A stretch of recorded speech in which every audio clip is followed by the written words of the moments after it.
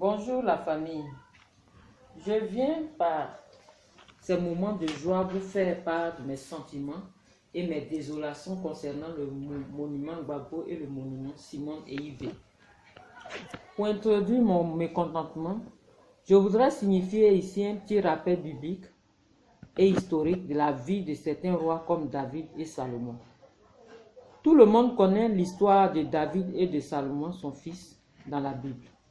David aimait les femmes et son fils aussi. Salomon aimait les femmes, mais malgré cela, l'Éternel des armées les aimait telles. Pourquoi? Parce qu'il savait que l'homme n'a jamais été parfait. Malgré leurs infidélités, il les avait mis au piédestal de roi au-dessus des rois. Alors, si le Seigneur, le Créateur, les accepte comme ils sont, à plus forte raison, le commun des mortels. Bref, les amis, voilà un peu ce que, dans la Bible, ces deux rois ont vécu. Mais malgré qu'ils aimaient les femmes, Dieu, le Très-Haut, les aimait d'un amour divin. Si nous nous référons à cela, y a-t-il un homme parfait? Ma réponse est non, non et non. Alors, revenons à notre sujet du jour. 1. Gbagbo est arrivé avec Nadi Bamba. 2. Gbagbo a refoulé et Yves Simone. 3. Gbagbo a humilié Simone et Yves son épouse légale.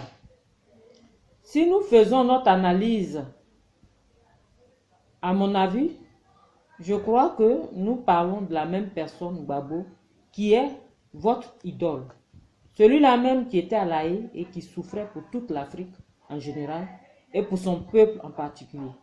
N'est-il pas le même Gbagbo qui a été humilié par Alassane? N'est-il pas celui-là que la CPI a jugé? N'est-il pas celui-là qu'on attendait avec passion et démesure? N'est-il pas ce Gbagbo pour lequel on a perdu des jeunes au front? N'est-il pas le même pour qui nous avons bafoué les droits humains pour réclamer le droit dans sa légalité? N'est-il pas celui-là et autres, et j'en passe, etc. et j'en passe. C'est lui pour lequel on ne dormait pas. C'est pour lui qu'on vomissait les uns et les autres du pouvoir actuel. C'est lui le Widi de Mama. Il n'a pas encore changé de nom. Oui, il est resté le même avec ses défauts humains. Mais pourquoi lui demandez-vous d'être le parfait, l'irréprochable, le saint? Pourquoi, chers amis? Pourquoi? Gbagbo a souffert pour vous, pour moi et pour toute la Côte d'Ivoire. Gbagbo a peiné, meurtri dans son âme, dans son corps, dans son esprit. Pourquoi voulez-vous qu'il peine encore pour la énième fois pour vos comportements fougueux? Gbagbo a le droit de vivre et d'être heureux. Même ici, bas, les uns et les autres veulent vivre pleinement leur vie. Pourquoi voulez-vous empêcher ce monument de vivre son idylle? Combien de temps lui reste-t-il à vivre?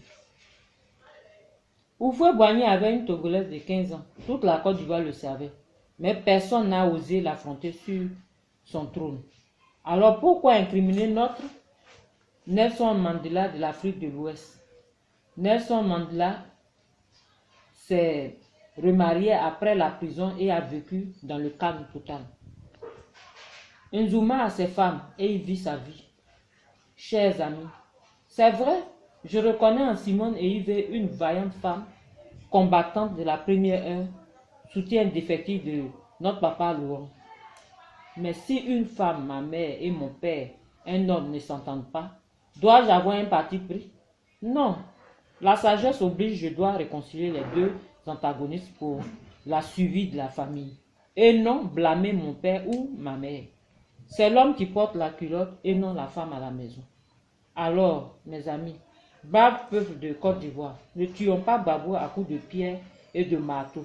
Ce serait une seconde prison créée par vous, ces détracteurs, qui ne sont rien d'autre que ses partisans.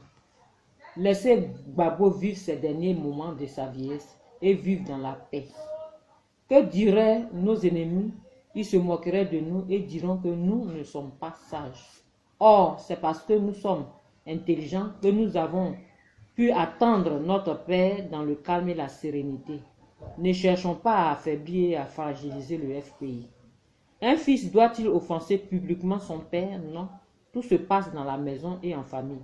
Sachant que toute l'Afrique nous regarde, où est la maturité? Le monde nous regarde, les détracteurs de Gbagbo sont contents et ce sera notre humiliation pour avoir humilié Gbagbo. Chers fils, filles, peuple chaleureux de Côte d'Ivoire, ne rentrons pas dans des polémiques qui ne regardent que le couple et sa famille. Ce n'est point une histoire de politique, s'il vous plaît. Aidez le président à pleurer ses morts, à savourer le plaisir des retrouvailles et la joie d'être parmi nous, son peuple. C'était là ma pierre à l'édifice. Restons soudés et que rien ne nous ébranle. Merci à tous et à toutes. Béni soit le président Gbagbo et son épouse Yves. Béni soit la Côte d'Ivoire. Amen.